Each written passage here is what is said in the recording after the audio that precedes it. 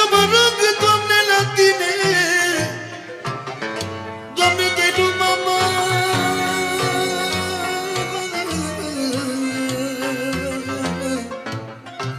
Zile bune, Doamne.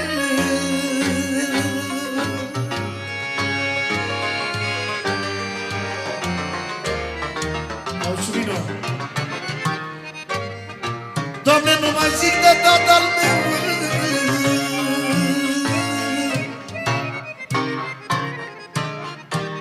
Doamne, care m-a crescut cu greu,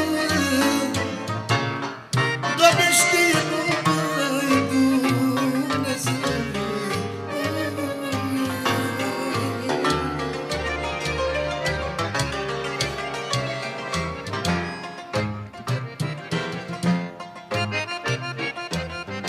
Doamne, că așa tată ca la mine,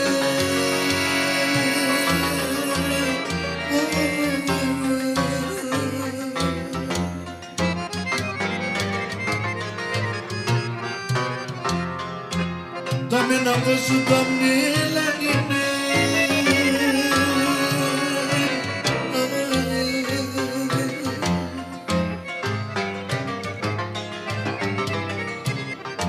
Doamne, că așa tată adevărat, niciodată nu uita.